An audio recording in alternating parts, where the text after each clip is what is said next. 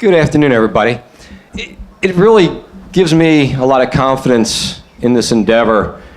First, to see with what the 250 Commission and the Chester County Foundation is bringing together, we have not only support from the top down with our elected officials, but from the bottom up from a whole variety of our community. So that gives me a lot of confidence in the success of this entire endeavor. So I'm going to talk just a little bit about our Iron and Steel Heritage Partnership. And so I'm not just talking about some boring facts.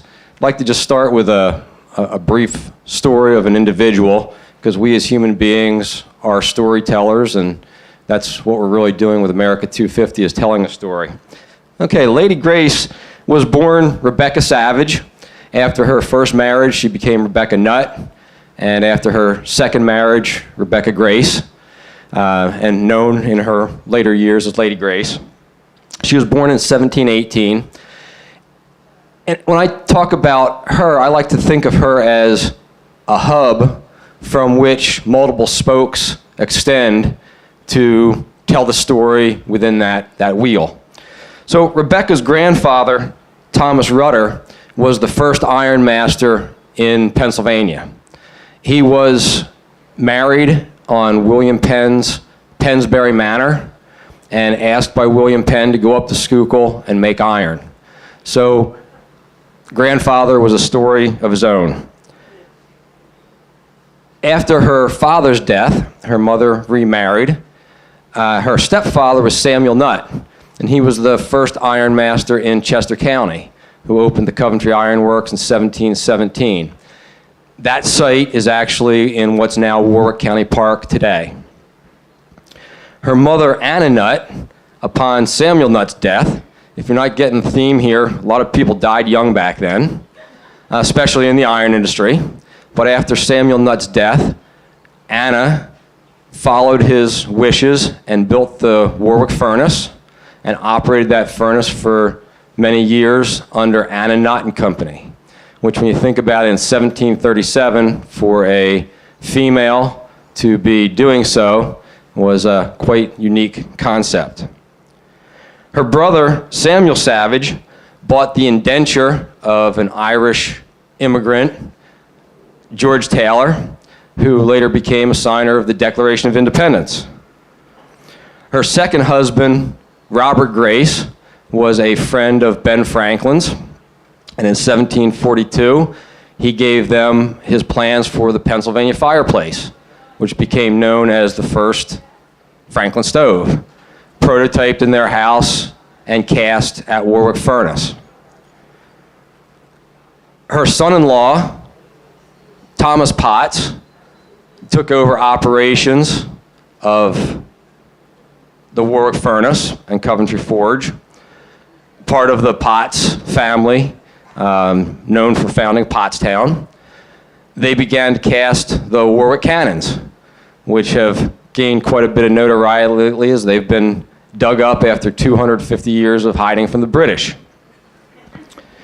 And her friend Ben Franklin, who gave them the plans for that fireplace, also historically, reportedly, maybe in legend, courted Rebecca after Robert's death and after his wife Deborah's death. No one knows the exact specifics.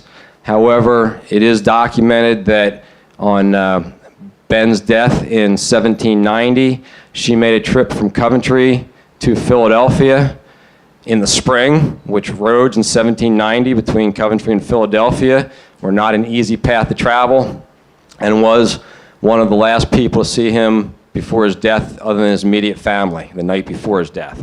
So it does show quite a bond, and the people that she knew and the stories that she could tell is something that we need to all remember and learn from.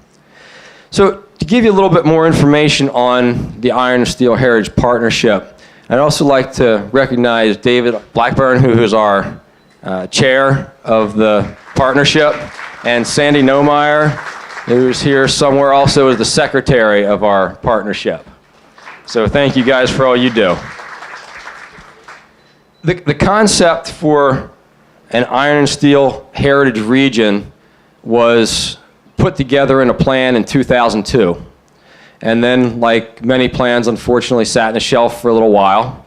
And in 2007, we actually began putting together the partnership. And that's from a landscape conservation, the Schuylkill Highlands and Big Woods. We now have about 40 partners and 4 tours. So in our brochure, we first have the Forging Freedom Tour, which has an anchor site of Hopewell Furnace, part of the National Park Service, and anchors 12 different sites. We next have Supplying Freedom, which is anchored by historic Yellow Springs, has that connection to 1777 as a hospital in the Revolution, and is the anchor of 10 sites. The Building Freedom Tour is anchored by the National Iron and Steel Museum in Coatesville and anchors 8 sites. And last but not least, Powering Freedom in Valley Forge National Park is the anchor with 14 sites. We also have a website, which is ironandsteelheritage.org, all spelled out, ironandsteelheritage.org. So I encourage everybody to look that up, and if you're leading events, please go to that site and you can list events and educational programs on our site. We're currently on our 2nd generation of brochures. For the first generation, it was really just about history. And I found it to be quite informative brochure. But not everybody wants to delve deeply into history. So in our 2nd generation, we took the theme of a venture awaits in Iron Country, where we started to look a little bit more deeply at what else can be done in the natural landscapes, what else can be done with our other sites, like related to the Philadelphia campaign.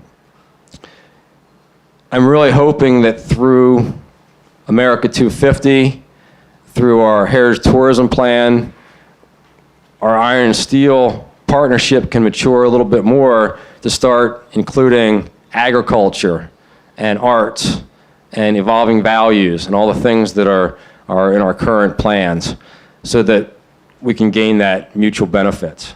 Thank you very much. Thank you very much. Thank you very much.